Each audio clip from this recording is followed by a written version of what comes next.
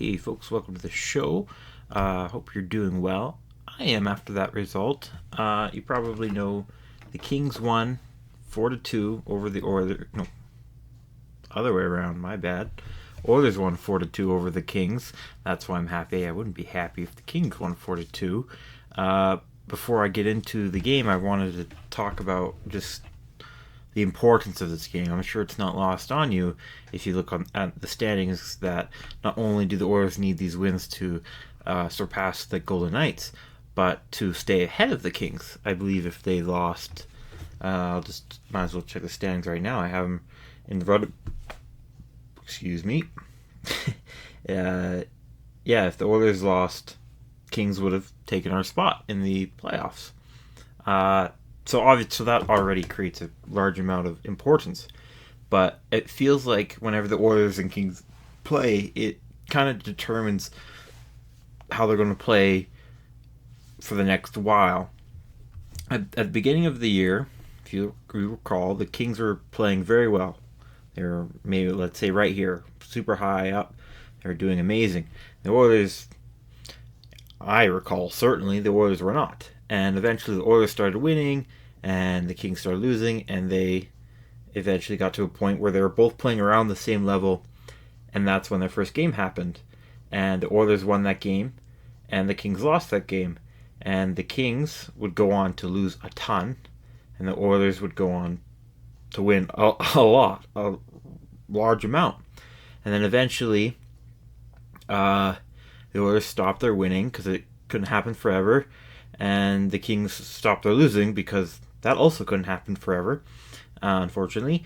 And they once again met around the time when they were kind of at the similar winning rates in their last 10, and the Kings won that game. And as a result, the Kings took that momentum, and I think this was the Kings' finger. If it wasn't, pretend it is. The Kings started winning a bunch more after that, catching up to the Oilers, who weren't doing themselves any favors. They weren't playing super bad, but they were not winning a lot. And then they met each other again. The Oilers winning has kind of come back. Kings losing has kind of come back. And they're at the same point, which is where they were tonight. So I felt like whoever won would go on to start winning some more, and whoever lost might lose some more. I might be wrong. The Kings might go on to win a bunch more, but let's start with the game before we talk about the more after. So the first period, the Kings come out strong. They play much better than the Oilers, who it just comes down to turnovers. Seemed whenever the Oilers wanted to make a pass, it ended up on a Kings stick. And the Kings were much more effective on passing, and it led to an early lead in shots, and more importantly, an early lead in the thing that actually matters, goals. Trevor Moore scored his 22nd of the year, 6 minutes and 45 seconds into the contest. He's assisted by Quinton Byfield and England. The Oilers are continue to be outplayed for much of the period, and me and my friends were talking about how McDavid, he's just not scoring, and not only is he not scoring, but he's not giving himself chances. He's creating chances for himself to score a goal, but he's not taking those. In Calgary, he had a really nice scoring opportunity, and he passed it away, and it turned into a turnover. It wasn't a shot on goal, and then right when I was saying that, McDavid was about to do it again. He's wide open in the slot, and he passed it. And before I can say it to my friends, oh, look, he passed it again, Hyman took that pass and scored. With 24 seconds left in the first. So that's Hyman's 38th of the year, and he's assisted by McDavid. McDavid's interview has probably gone around a bit. You can certainly find it where he's just says, yeah, I'm not going to score anymore. He's just going to get assists, because by the end of the game, he'll have 20 assists in his last 8 games. Because, there's another one coming, as I've already said, because the Oilers won 4-2, not the Kings. Anyway, so that period ends, and it's always such a huge morale boost to not only score a goal at the end of the period going into the next, but to tie it, not just be down by 1 or 2, but to, again, tie it. But the Oilers don't maintain that momentum for too long. Kings get it back, and they score. It's a Ferrier. It's his eighth goal of the season, assisted by Roy or Waugh, I'm not sure, and Kopitar. Pretty sure Roy's American, so I think it's Roy, but it could be Waugh. And things don't look too good. Eventually, the Oilers take a penalty. I thought it should have been a King going off to the box as well as Bouchard, because it was Bouchard got called for holding the stick, because he was holding the stick. The stick was in between him and the arms, coming through right here. But do you know why the stick was there? Because a King hooked him. So it's like, how did the stick get there in the first place? He didn't reach out and grab it. He was there already. So it should have been, they should have both gone off, but whatever. And so the Oilers, they managed to kill 80 seconds of that before Desharnais takes a penalty. It's one of those very unfortunate accidents on a high. He got called for high sticking, and it's not like he was being undisciplined or anything. His stick was just in the wrong place at the wrong time, and he didn't really know Byfield's face would be there when his stick was there. That happens when you're a tall, big guy, and it's no excuse. So it's a 5-on-3, and with the way the Kings had been playing, it felt that this could certainly lead to a goal, and the Kings taking momentum and making a 3-1 lead. The Oilers' penalty kill in the last two games had been very good, but before that had been very mightily struggling since the winning streak, as well as Skinner. Skinner had really had a notable game since the winning streak. That all changed during these next, next 2 minutes. So the Kings end up with 2 minutes, another 2 minutes of power play, which includes 40 seconds about 5-on-3. Nurse did a good job with the penalty kill. The penalty kill didn't do so good, but that doesn't matter when your goalie does. Skinner makes 6 saves in that time period. None of them were like super highlight reel saves, but they were all, at the end of the day, good saves, some good quality saves, and smart saves. It's not talked about a lot how goalies do practice to make a save in a certain way to reduce the chances of a rebound or a deflection. How they're trained to not just stop the puck from going in the net, but to catch it within yourself so that the rebound, you don't leave a rebound, or to deflect it to the corners. And Skinner does that, and we kill a lot of time. And Derek Ryan does very well on the face-off in this area, as the coach eventually notes Knobloch notes at the end of the game. And so that becomes a huge momentum boost. And the Oilers fans let the Oilers know how happy they are that they didn't have to boo a goal. And it feels like that's where momentum shift changes and eventually results in a power play goal by Leon Draisaitl. It's his 29th goal of the season, and he's assisted by Nugent Hopkins and Bouchard. That comes just past the 15-minute mark in the second.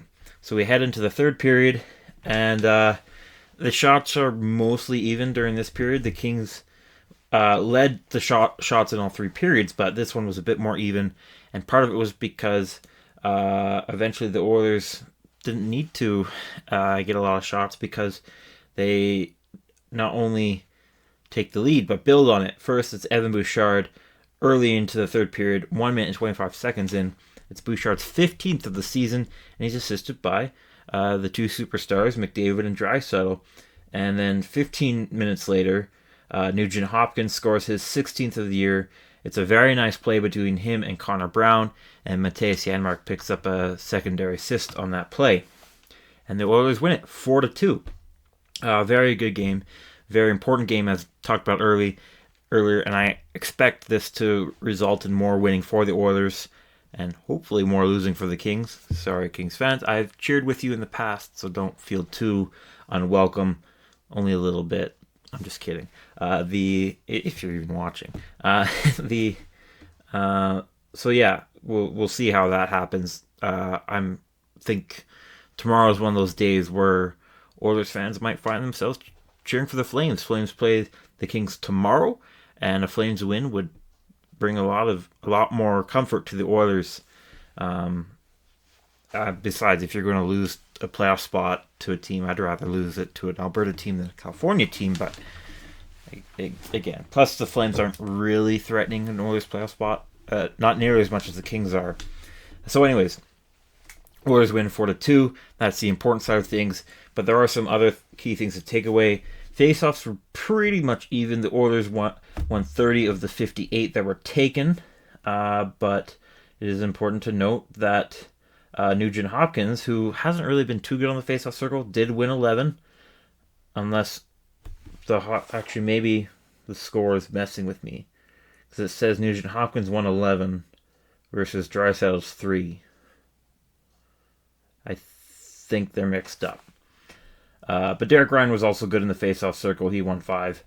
Again, and including some very important ones during the penalty kill, which is one of the reasons he's out there a lot, but not the only one, because he's very good there. In terms of power play, Oilers killed both of LA's power plays. Edmonton had 3. They scored on the first one, but the Kings' lead best penalty kill comes through for them to prevent the Oilers from building on the lead too much. The Kings, I believe, have never allowed multiple power play goals in a game. Even though the Oilers' power play kind of dominated in their first one, they didn't get any good chances on their second power play, to the Kings' credit. And while they got three shots versus 0 on the second one, they got 3 shots on the third power play. It still didn't work too out. Hits, another physical game. It should be noted, I don't say this often, I probably won't say it too much, but there is a hit audit that the NHL has done and will continue to do, so these hit numbers might change. But as it stands right now, Kings out-hit the Oilers 38-33. These are usually pretty physical games, so I think the Oilers usually lead in hits. But either or, very physical game. Shots also were very high. LA got away with 40 shots and limited the Oilers to a respectable 31. So while I would say it wasn't the Oilers' best defensive game, it was also the first game we allowed 2 or less goals since the streak ended. And all it has to do for my first star, he wasn't the first star according to Sportsnet or the Oilers, but he was my first star. That's the guy whose name is on my back, Stuart Skinner. He saved 38 of 40, and including 6 during that crucial penalty kill. That's a .950 save percentage. Second star to me was Leon Draisaitl. He had a goal and assist, quite a few takeaways. His defensive ability, which isn't always on display, was on display tonight. He had some good takeaways, and it led to some really good opportunities for himself. Neither of them turned into goals, but they were certainly some very dangerous plays that could have been a goal quite easily. Third star has to be Evan Bouchard. He's the first star according to Sportsnet or the Oilers. I don't know exactly who chooses them. The only reason I didn't say Bouchard, I'll say the reason he was their first star was because he had the game-winning goal, plus an assist. And he did have a very good game. His underlying numbers support that. The only reason I dropped him to third is because the second Kings goal, he made a pretty bad mistake, that it wasn't hard to really, there's no way to defend what he really did during that goal. He just made a wrong decision. But he's a smart guy, very smart, even on defense. People don't give him credit for that, so I'm sure it won't happen too much. He wasn't the only reason the Kings scored on that, but he was the main one. So that's the only reason I dropped him to third. Not only because I felt Skinner was better, but when it became between him and Draisaitl, I felt, well, Bouchard was pretty bad on that second goal. But otherwise, he was pretty good. He more than made up for it. So I don't want to harp on him too much. He still had a goal and assist. Still had some very good even strength defense besides that goal against. So anyways, that's it for today's game. I will see you when I see you next. I do have some other video plans that I keep alluding to, but I haven't got around to yet for whatever reason. It's not just procrastination. I'm usually pretty good at that, but for once it's actually other reasons. But I should have that out. I planned tomorrow, but again, I keep saying that. Anyways, we'll see. I will certainly see you soon, whether it's another Oilers review or an actual in-depth analysis of what's going on around the league. Thank you very much for taking your time. Please, I hope I've earned a like and I hope you share your thoughts, subscribe, and even ring that bell. That'd be super helpful. I'd really appreciate it. But until the next video, I'll see you. Have a great one. Bye for now.